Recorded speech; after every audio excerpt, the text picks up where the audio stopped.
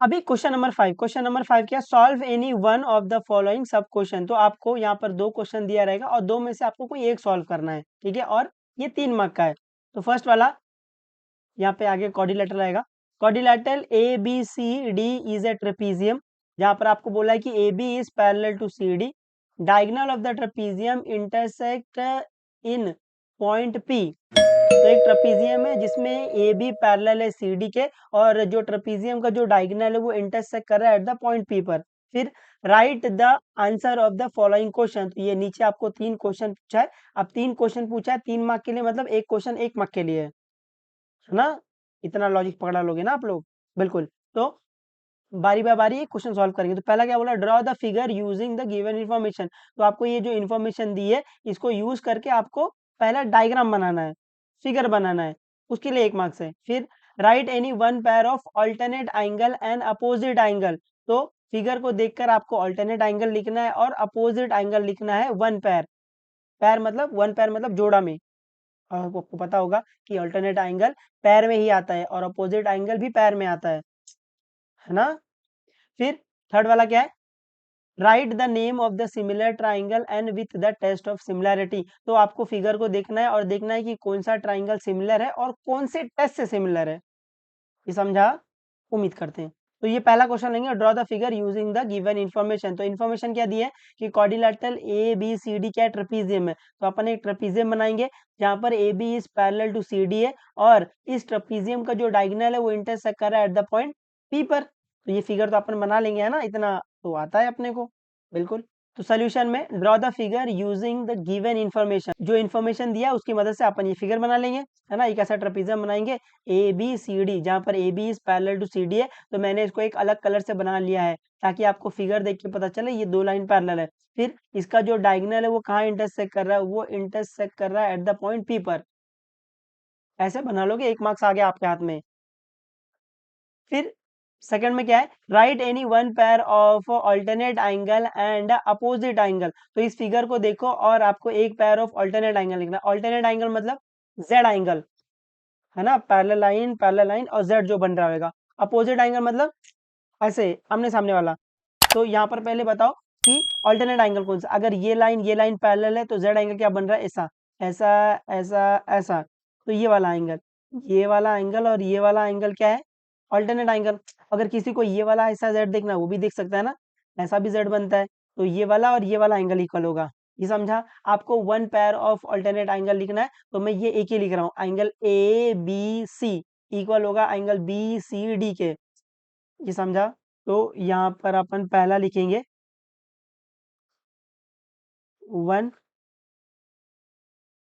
Pair of alternate angle.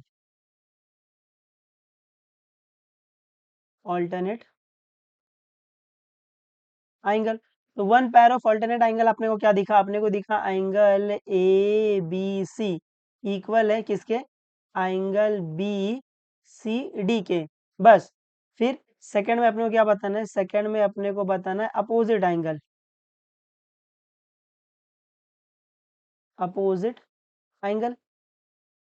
तो opposite angle कौन सा है, ये वाला, है ना, जहां पर 2 लाइन इंटरसेक्ट करती है तभी अपोजिट एंगल बनेगा।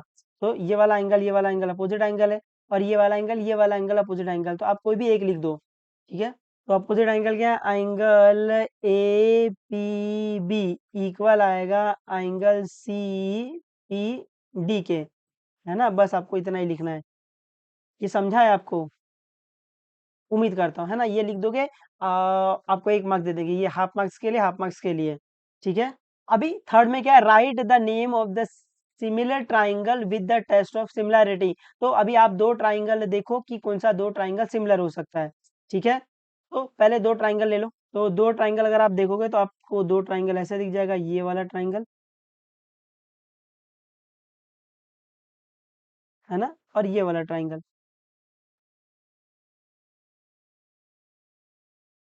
दिखा 2 ट्राइंगल, तो इन दोनों ट्राइंगल का नाम ले लो, है ना। उम्मीद आपको ये दिख रहा है 2 ट्राइंगल, आपको दिखा ये 2 ट्राइंगल, ये triangle triangle A P B और ट्राइंगल सी पी डी, ये 2 ट्राइंगल दिखा। इन दोनों ट्राइंगल को अपन क्या करेंगे, सिमिलर दिखा देंगे, ठीक है। और आपको दिख भी रहा होगा कि अपन ने बोला था ये वाला एंगल इक्वल है और ये अपोजिट एंगल इक्वल है, तो दिख रहा है बाय ए टेस्ट से अपन क्या बोल सकते हैं, ये दो ट्राइंगल क्या है, सिमिलर है ना। उम्मीद आपको समझा है। तो क्या करेंगे, कंसिडर, कंसिडर कौन कौन सा triangle, triangle A P B and triangle C P D. अभी इन दोनों ट्राइंगल में आपको जो कुछ भी सेम दिख रहा है वो लिख दो। यहाँ से अपन ने ऊपर से बोला था कि ये वाला एंगल, ये वाला एंगल, ये वाला एंगल इक्वल है ना, बाय ऑल्टरनेट एंगल। और अपन ने बोला था ये वाला एंगल और ये वाला एंगल इक्वल है ना, रीजन अपोजिट एंगल से, तो वो लिख देंगे। तो यहाँ पे लिखेंगे angle B is equal to angle C, reason alternate angle, alternate angle, या फिर लिख सकते हो फ्रॉम अबाउ। और फिर अपने को दिखा अपोजिट एंगल जो अपन ऊपर दिखा के आ रहे हैं कि angle A P B equal है एंगल सी पी डी के, रीजन क्या आएगा, अपोजिट एंगल, अपोजिट एंगल। तो आपको दिखा, आपने दो ट्राइंगल में दो एंगल को सेम दिखा दिया है, तो क्या बोलेंगे, देयरफॉर बाय कौन सा टेस्ट, बाय ए टेस्ट, ए ए टेस्ट। तो बाय ए टेस्ट से मैं क्या बोल सकता हूँ, ये दो ट्राइंगल सिमिलर हो जाएंगे। यहाँ से बोल सकता हूँ कि triangle A P B similar हो जाएगा ट्राइंगल सी पी डी के। ये समझा है आपको, उम्मीद करते हैं, है ना। और ये कहता इजी था और ये सबको आना चाहिए। उम्मीद आप लोग ने इस तरीके से किया रहेगा और मचाया रहेगा पेपर में एकदम, ठीक है। और इसी टाइप के वो क्वेश्चन पूछते हैं वो, है ना, वो जो क्वेश्चन नंबर 4 और क्वेश्चन नंबर 5 है, इसमें वो टिपिकली ऐसे सम पूछते हैं जो टेक्स्ट बुक से मतलब ऐसे छप के नहीं आएगा, मतलब जो टेक्स्ट बुक में दिया है वो एज इट इज नहीं कॉपी करते हैं। कभी कभार ऐसा होता है कि वो कुछ क्वेश्चन कॉपी कर लेते हैं, बट हर बार यही होता है कि वो आपको टेस्ट करते हैं कि आपको पूरा चैप्टर आता कि नहीं आता है। क्योंकि ये अभी ये कई क्वेश्चन आपके टेक्स्ट बुक में मेंशन नहीं है, बट जब आपने चैप्टर पढ़ा रहेगा तो ये सब चीजें एनकाउंटर किया है आपने, है ना। Alternate angle, opposite angle encounter किया है, दो ट्राइंगल को सिमिलर दिखाने का जो टाइप है वो भी पढ़ा है ना। तो वो आपको टेस्ट करते हैं कि आप कितने बेहतर तरीके से मैथ्स को सीख रहे हो, है ना। जो रट्टा फाड़ तोतू मारते हैं वो तो गए रहेंगे, इसमें खत्म है उनकी जिंदगी। इसलिए मैं बोलता हूँ कि मैथ्स को समझते हुए चलो, क्योंकि ये आपको आगे भी काम देगा, ठीक है।